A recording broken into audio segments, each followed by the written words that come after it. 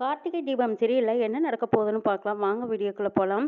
ரேவதியை குண்டடிப்பட்டதும் கார்த்தி ஹாஸ்பிட்டலுக்கு தூக்கிட்டு வந்துட்டாங்க. வந்ததும் முதல் ட்ரீட்மெண்ட் ஆரம்பிக்கிறாங்க. டாக்டர் பார்த்துட்டு என்னது குண்டு ஆழமாக பதிஞ்சிருக்கு, நல்ல வேலை சீக்கிரமாக நம்ம ஆப்ரேஷன் பண்ணி எடுத்துட்டா ரொம்ப நல்லதுன்னு சொல்கிறாங்க. சரி டாக்டர், அதுக்கான ஏற்பாடு பண்ணிருங்கிறாங்க. வெளியில் எல்லாம் சாமுண்டீஸ்வரி குடும்பமே எல்லாரும் உட்காந்து அழுதுட்டு இருக்காங்க. கார்த்தி பறக்கிறாங்க. சீக்கிரமாக அந்த குண்டு எடுக்கிற வழியை பாருங்கங்கிறாங்க. டாக்டர் போய் செக்அப் பண்ணி பார்த்துட்டு இது என்னால் முடியாது, ஸ்பெஷலிஸ்ட் ஒருத்தர் இருக்காரு, அவரை கூப்பிட்டு தான் இதை செய்யணும். ஆனால் நான் சொல்கிற டாக்டர் வந்தாங்கன்னா ரொம்ப சுலபமாக இந்த ஆப்ரேஷனை முடிச்சிடுவார். ஆனால் அவர் வேற இன்னைக்குன்னு பார்த்து வெளியூர் போகிறாரு. நானும் எனக்காக கூப்பிட்டு பார்த்தேன், ஆனால் அவர் வர முடியாதுன்னு சொல்லிட்டாரு. வேறொரு டாக்டர் வச்சு அவங்கள ஆப்ரேஷன் பண்ணினாலும் அது என்ன நிலைமைங்கிறது என்னால் சொல்ல முடியாதுன்னு சொல்லிடுறாங்க. இதை கேட்ட கார்த்தி அதிர்ச்சி அடைகிறாங்க. டாக்டர், நீங்கள் சொல்கிற டாக்டரையே எப்படியாவது கூப்பிட்டு பேசி பாருங்கங்கிறாங்க. இல்லைங்க, நானும் எவ்வளவோ முயற்சி பண்ணி கூப்பிட்டு பார்த்துட்டேன், அவர் வர முடியாதுன்னு சொல்லிட்டு இப்போ வெளிநாடு கிளம்புறாங்க. சாயந்தரமாக கிளம்பிடுவாங்க. எனக்கு தெரிஞ்சு அவரை தவிர வேறு யாருமே இந்த ஆப்ரேஷனை செய்ய முடியாது. இப்போ என்ன செய்கிறதுனே நானும் முழிச்சுட்டு தான் இருக்கிறேன்னு சொல்கிறாங்க. டாக்டர்மா, சரி அவங்களோட அட்ரஸை கொடுங்க, நானே போய் பேசி பார்த்து வரேங்கிறாங்க. என்னங்க, நான் பேசியே வர முடியாதுன்னு சொல்லிட்டாரு, நீங்கள் போய் பேசி மட்டும் அவர் வந்துடுவாரா என்னங்கிறாங்க டாக்டர். சரி டாக்டர், நான் நிலைமையை எடுத்து சொல்லி அவர்கிட்ட எப்படியாவது புரிய வச்சு நான் அவரை கூட்டிகிட்டு வந்துடுறேங்கிறாங்க கார்த்தி. அதுக்கப்புறம் இந்த அம்மாவும் அவங்க அட்ரஸை கொடுக்குறாங்க. கார்த்தி போய் அந்த டாக்டரை பார்க்குறாரு. கார்த்தி டாக்டரை பார்க்குறக்காக அந்த டாக்டர் வீட்டுக்கு போயிருக்காங்க. இங்கே கோயிலில் பரமேஸ்வரி பாட்டிக்கு இந்த விஷயம் கேள்விப்பட்டதும் உடனே கோயிலுக்கு தான் போகிறாங்க. அங்கே கோயிலில் ஒரு அம்மா கந்தசஷ்டி பாடிக்கிட்டு ஒரு சாமியாரமாக இருக்கிறாங்க. அந்த அம்மா கிட்ட போனதும் பாட்டி நடந்த விஷயங்கள் அத்தனையும் சொல்கிறாங்க. இதை கேட்ட பாட்டி, அடடா இப்படி ஆயிப்போச்சா உன் பேட்டிக்கு, சரி பரமேஸ்வரி நீ ஒன்றும் கவலைப்படாத, அந்த முருகனையே நம்ம இந்த பிரசாதத்தை கொண்டு போய் அவன் நெத்தியில் வச்சு விடு, நிச்சயமாக நல்லா போயிடும்ங்கிறாங்க.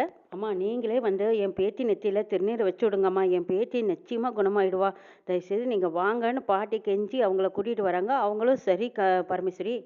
இப்படி ஒரு சூழ்நிலையில் பாவம் அந்த பொண்ணுக்கு நான் பார்க்காம வேறு யார் பாப்பா, நானே வந்து பார்க்குறேன் வா அப்படின்னு சொல்லி திருநீர் எடுத்துக்கிட்டு பாட்டி 2 பேரும் ஹாஸ்பிட்டலுக்கு வராங்க.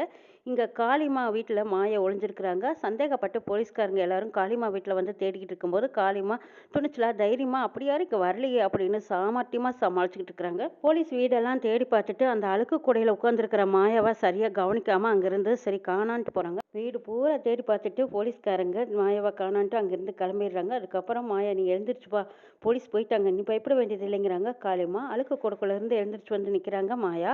மாயா வந்ததுக்கப்புறம், ஆமாம் ரேவதிக்கு எப்படி இருக்குது, நீங்கள் ஃபோன் பண்ணி கேட்டிங்களாங்கிறாங்க. இதோ இப்போ கேட்குறேன் அப்படின்னு சொல்லி சந்திராவுக்கு ஃபோன் அடிச்சு கேட்குறாங்க காளிமா. சந்திரா கிட்ட கேட்கும்போது சந்திரா சொல்கிறாங்க, ரேவதி இன்னும் சீரியஸான கணிசனான நிலைமையில தான் இருக்கா, அங்கே இருக்கிற டாக்டர்னால ஆப்ரேஷன் பண்ண முடியாதுன்னு சொல்லிட்டாங்க அத்தை, அதனால ஸ்பெஷலிஸ்ட்டை பார்க்குறக்காக இப்போ கார்த்தி பையன் போயிருக்காங்கிறாங்க சந்திரா. ஓஹோ அப்படியா, சரி சந்திரா, அங்கே ரேவதி எப்படி இருக்கான்னு கேட்டு தெரிஞ்சுக்கிறதுக்கு தான் நான் உன்னை கூப்பிட்டேன், சரி நீ வச்சிரு அப்படின்னு சொல்லவும் காளிமா திரும்ப மாயா கிட்ட சொல்கிறாங்க, மாயா நீ நினச்சது இன்னும் கொஞ்சம் நேரத்தில் நடக்க போகுது, ரேவதி காப்பாற்றுறதுக்கு யாரும் இல்லை போல இருக்குது, அங்கே இருந்த டாக்டரும் வெளியூர் போகிறாரு, அதனால ரேவதிக்கு ஆப்ரேஷன் பண்ண முடியாமையே அடியிலேயே சாக போகிறா பாருன்னு சொல்லிக்கிட்டு இருக்கிறாங்க காளிமா. இதை கேட்ட மாயா ரொம்ப சந்தோஷப்படுறாங்க. சே, நான் இந்நேரம் அவள் கதை முடிஞ்சிருக்குன்னு நினச்சேன், அவள் இன்னும் உயிர் இருந்துகிட்டு தான் இருக்கா, இன்னும் துடிச்சிக்கிட்டு தான் இருக்காளாங்கிறாங்க. என்ன செய்யறது, சுட்டதே சுட்ட, பொசுக்குன்னு போகிற மாதிரியா சுட்ட, இழுத்துக்கிட்டு கிடக்கிற மாதிரியெல்லாம் நீ சுட்டுட்டு வந்திருக்க, சரி சரி எப்படியோ ஒரு நல்ல காரியத்தை பண்ணியிருக்க, ஒன்றும் பிரச்சனை இல்லை விடுங்கிறாங்க காளிமா. ரேவதியோட கதை முடிஞ்சாதான் என் மனசே குளிர்ந்திருக்கும், எப்படியோ ஒரு வழியாக நான் வந்த காரியம் முடிஞ்சதுங்கிறாங்க மாயா. என் மகேஷ் என்கிட்டேருந்து பிரித்ததுக்கு இவங்களுக்கு சரியான தண்டனை கொடுத்துருக்கேன், ஆனால் என்ன சுட்டதும் பொசுக்குன்னு போயிருந்தானா அந்த குடும்பமே கதறி அழுகிறத நான் பார்த்து ரசிச்சிருப்பேன். சரி இன்னும் கொஞ்சம் நேரத்தில் அவள் சாகிறது உறுதின்னு தெரிஞ்சு போச்சு, அடுத்தது அந்த டிரைவர் பயலுக்கு தான் நான் குறி வச்சிருக்கேன், என்னையும் மகேஷையும் துடிக்க துடிக்க பிரிச்சுட்டாங்கல்ல, அவங்களையும் நான் பிரித்து வைக்காமல் விட மாட்டேன்னு சவால் விட்டுட்டு இருக்கிறாங்க மாயா. மாயா பேசுறதெல்லாம் கேட்டு சந்தோஷப்பட்டுட்டு இருக்கிறாங்க காளிமா. மாயா, நான் நினச்சதெல்லாம் நீ செஞ்சுக்கிட்டு இருக்க, சாமுண்டீஸ்வரி குடும்பத்தில் ஏதாவது ஒரு சாவு விழணும்னு நினச்சேன், அதே மாதிரி ரேவதியை போட்டு தள்ளிட்டு வந்துட்டேன், அடுத்தது இந்த கார்த்தி பையில போடணும்னு நினச்சிட்டு இருக்கேன், அதே மாதிரி அவனையும் போட்டு தள்ளிட்டீங்கன்னா நான் ரொம்ப ரொம்ப சந்தோஷப்படுவேன், ஆனால் நீ இப்போ எங்கே ஓடி ஒளிஞ்சாலும் போலீஸ் உன்னை விடாது, அதனால உனக்கு நான் இங்கேயே பாதுகாப்பு கொடுக்குறேன், என் வீட்டுக்கு இனிமேல் போலீஸ் வரமாட்டாங்க, இந்த இடத்துல இருந்தால் உனக்கும் பாதுகாப்பு, நீ இங்கேயே இருந்துக்கலான்னு சொல்லிடுறாங்க காளிமா. இது கேட்ட மாயா ரொம்பவே சந்தோஷப்படுறாங்க. ரொம்ப நன்றிங்கம்மா, வெளியில் போனால் நிச்சயமாக போலீஸ் என்னை தேடி பிடிச்சிருவாங்க, அதுக்கப்புறம் நான் நினச்சது எதுவுமே நடக்காமல் போயிருக்கேன், கண்டிப்பாக என்ன ஜெயிலில் போட்டுட்டாங்கன்னா அந்த கார்த்தி பையில என்னால் எதுவும் செய்ய முடியாமல் போயிடும், உங்கள் வீட்டில் இன்னும் கொஞ்ச நாளைக்கு எனக்கு பாதுகாப்பு கொடுத்தீங்கன்னா நான் நினச்ச மாதிரி அவங்க குடும்பத்தை அழிச்சு காட்டிடுவேங்கிறாங்க மாயா. வீட்ல இடம் கொடுத்ததுக்கு நன்றி சொல்றாங்க மாயா. என்ன மாயா எனக்கு போய் நன்றியெல்லாம் சொல்லிட்டு இருக்க? எனக்கு யாரெல்லாம் பிடிக்கலையோ அவங்களெல்லாம் உனக்கும் பிடிக்காம அவங்கள சுட்டு தள்ளிக்கிட்டு இருக்க. இத பார்க்கும்போதே எனக்கு எவ்வளோ சந்தோஷமா இருக்கு தெரியுமா? எனக்கு வேண்டாதவங்கள நீ அழைச்சுக்கிட்டு இருக்கிறதுனால, நீ இந்த வீட்ல இருக்கலாம். நீ எனக்கு அதான் செய்கிற நன்றியா நான் நினச்சுக்கிறேன். அதனால என்ன நீ இங்கேயே இருந்துக்கோ அப்படின்னு காளியம்மா சொன்னதுக்கப்புறம் மாயா இன்னும் தைரியமா தெம்பா அப்பாடா எப்படியோ இருக்க இடம் கிடைச்சிருச்சு. இனி அந்த குடும்பத்தை ஒவ்வொருத்தரா அழிக்க போறேங்கிறாங்க. அதைத்தான் நானும் எதிர்பார்க்குறேங்கிறாங்க காளியம்மா. கார்த்திகை ஹாஸ்பிட்டல்ல இருந்து டாக்டர் அம்மா சொன்ன அந்த டாக்டர் வீட்டு அட்ரஸை தேடி அங்கே போயிருக்காங்க. அங்கே போனதும் டாக்டர் பார்க்குறாங்க. ஆமாம் நீங்கள் யார் சார் அப்படின்னு கேட்கவும், டாக்டர் நான் உங்களை தான் பார்க்க வந்திருக்கேங்கிறாங்க. கார்த்தி என்னையா என்ன எதுக்கு பார்க்க வந்திருக்கீங்க? சார் நான் இப்போ அவசரமாக வெளியூர் கிளம்பிக்கிட்டு இருக்கேங்கிறாங்க. இது கேள்விப்பட்டு தான் சார் நான் உங்களை நேரடியாக பார்க்குறக்கு வந்திருக்கேங்கிறாங்க. கார்த்தி அப்படியா என்ன விஷயமா வந்தீங்கன்னு கேட்கும்போது, என் ஒய்ஃபுக்கு குண்டடிப்பட்டு ரொம்ப சீரியஸ் கண்டிஷனில் இருக்காங்க. நீங்கள் வந்தால் தான் காப்பாற்ற முடியும்னு சொல்கிறாங்க. தயவுசெய்து நான் கெஞ்சி கேட்டுக்கிறேன், எப்படியாவது என்னோட ஒய்ஃபை காப்பாற்றுங்க சார்னு கெஞ்சுறாங்க. கார்த்தி ஒரு அர்ஜென்ட்டான விஷயமா நான் வெளிநாடு போயே ஆகணும். இதுக்காகவெல்லாம் நான் கேன்சல் பண்ண முடியாது. நீங்கள் வேற ஒரு டாக்டர் வச்சு பார்த்துக்கோங்கன்னு சொல்லி டாக்டர் சமாளிக்க பார்க்குறாங்க. கார்த்தி விடுவேனான்னு, இல்லை டாக்டர் நீங்கள் வந்தால் மட்டும்தான் என்னோட ஒய்ஃபை காப்பாற்ற முடியும். இப்போ நீங்கள் போனதுக்கான செலவு, நீங்கள் அங்கே போய் என்ன லாபத்தை சம்பாதிக்கிறீங்களோ அந்த பணம் எல்லாமே வேணாலும் நான் உங்களுக்கு கொடுக்குறேன்.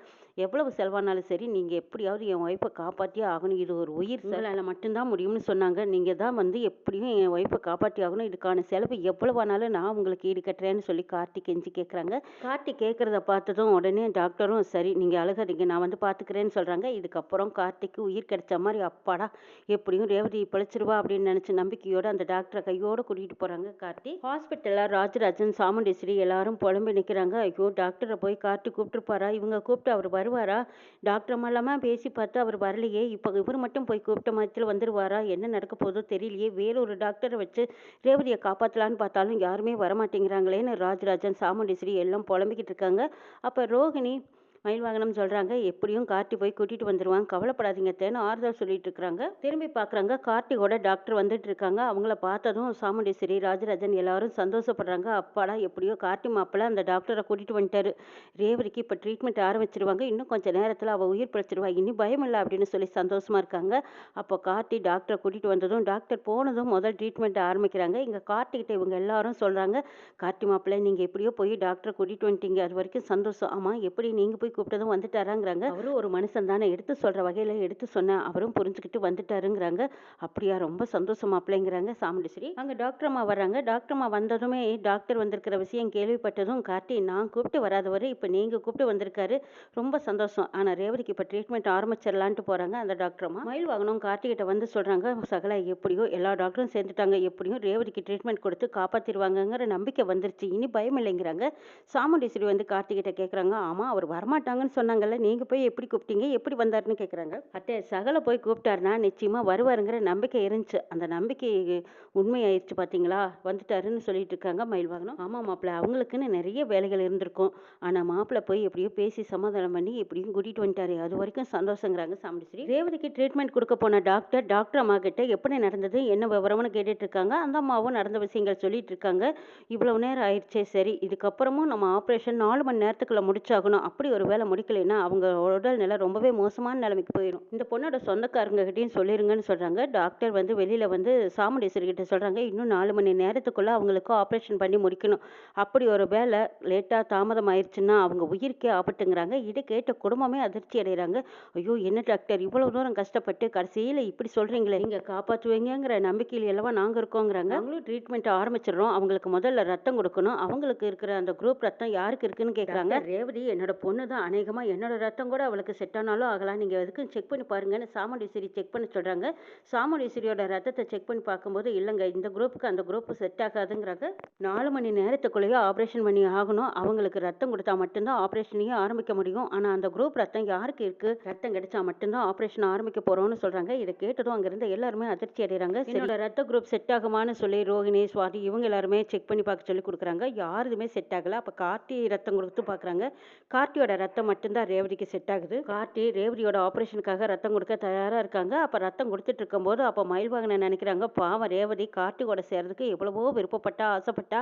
ஆனா இப்போ ரேவதியோட உடம்புல கார்த்தியோட ரத்தம் தான் ஓடிட்டு இருக்கு. எப்படியோ இதே மாதிரி கார்த்தியும் ரேவதியும் வாழ்க்கையில ஒண்ணு சேரணும்னு நினைச்சிட்டு இருக்காங்க மயில்வாகனம். அப்பதான் பரமேஸ்வரி பாட்டி இன்னொரு பாட்டியை கூட்டிட்டு உள்ள வர்றாங்க. வந்ததும் சந்திரா வாய்க்கு வந்தபடி பேசி பாட்டியை வெளியே அனுப்ப பாக்குறாங்க. ஆனா பாட்டி உன்னோட பேச்சையெல்லாம் கொண்டு குப்பையில போடு, என் பேத்தியோட உயிர் தான் எனக்கு முக்கியம்னு சொல்லி பாட்டி திருநீர் வைக்கிறாங்க.